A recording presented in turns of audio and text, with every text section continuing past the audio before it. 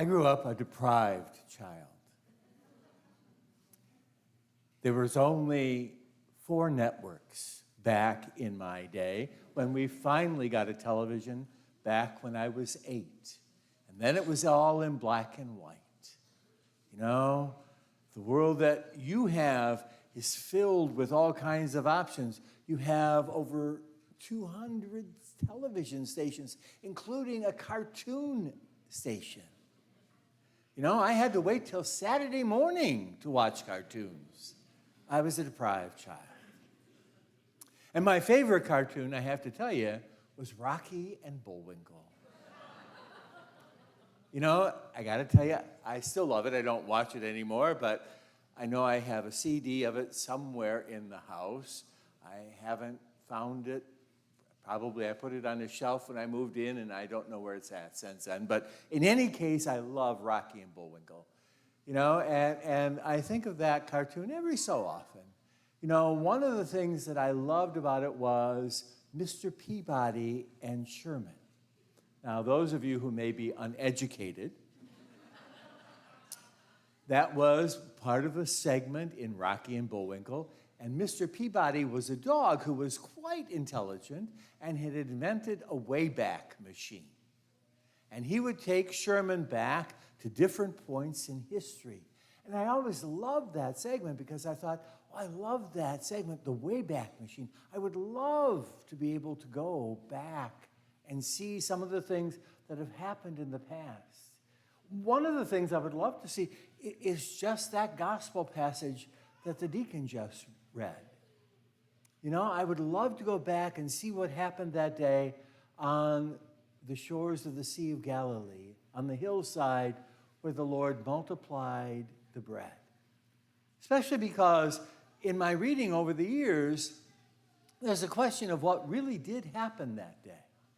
You know, I grew up with movies like The King of Kings, you know, and in that movie, if you remember, when they show this miracle that occurs in Matthew, Mark, Luke, and John, all 4 Gospels tell the same story. You know, they show that, and they show the apostles turning over baskets and bread just pouring out. You know, it's amazing. And that is one understanding of that miracle, that in the Lord's hands, that little bit that the boy gave became so much. But you know, there is another theory, and I think it holds some credibility, that scholars who are familiar with the ancient world remind us that in the ancient world, there were no McDonald's. There were no drive-thrus. Helen, back then in those days, you couldn't go away from home without taking your food with you. And so you always had nice pockets in your baggy clothing where you could put some extra bread and maybe some dried fish to have something along the way because, well, there were no Taco Bells back then, you know? And people didn't leave home knowing that they might be away the whole day without taking something with them. And what happened that day on the shores of the Sea of Galilee, which is really a freshwater lake, by the way, so people would have taken along bread and dried fish and had fresh water right there so that they could have picnicked. They came to hear Jesus, and Jesus spoke to them all day long. And some have the theory that when that occurred back then, what happened is that it was getting late in the day, and Jesus kind of looked at the sun. He didn't have a watch back then. He said, you know, it's getting kind of late. He said, Philip, give him something to eat. And Philip goes, what? You're kidding. Where am I going to get that kind of money? There's not even a bakery nearby. You know, and he probably went into a panic. And Andrew said, not a problem, not a problem. And he went and he said, hey, out there, any of you have anything to share? And I think there was dead silence. They all knew they had something. Most of them did. But they weren't going to do it. Until this little kid, Mason, comes forward and says, I've got 5 loaves. I've got a couple of dried fish. Jesus, here, I've got something for you. And all of a sudden, when Jesus took that gift from the small child, it shamed the rest of them into saying, well, yeah, no, I have something to share too, Jesus. And the other, I have something to share. I have something to share. And by the time they were through, there were 12 baskets of leftovers. There was that much.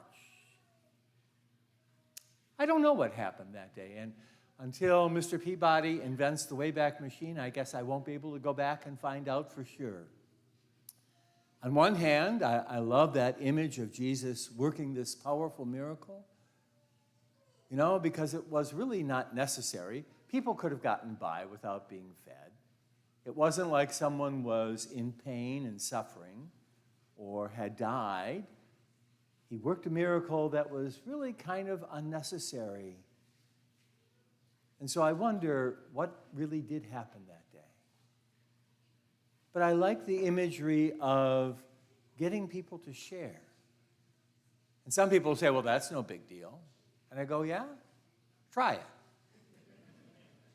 We live in a world, just in this country alone, there is enough food that's thrown away today to feed the starving of this world. There is no reason for anyone to go to bed hungry tonight. But we will throw into landfills tons of food that could have fed the hungry. We live in a world in which there is great abundance, and yet there are people who are starving and hurting and suffering. And the reason is that because people have never learned to share. Oh, we could create governments that force people to do that. That's already been tried. I got to tell you, it didn't work. You and I know that. No, the method of Jesus, I think, is much better. The method of inviting people to be generous. Years ago, I was in a parish, and we were in a city parish, and so we would have people knocking on the door, sometimes even in the middle of the night, asking for help. And the pastor had a policy that we never gave away money, which I didn't most of the time.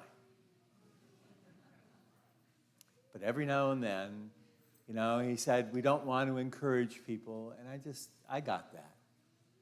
But I also knew a friend, in fact, it was an older priest, who I was with one time, and we were walking along, and there were people who asked him for money, and he gave it to them.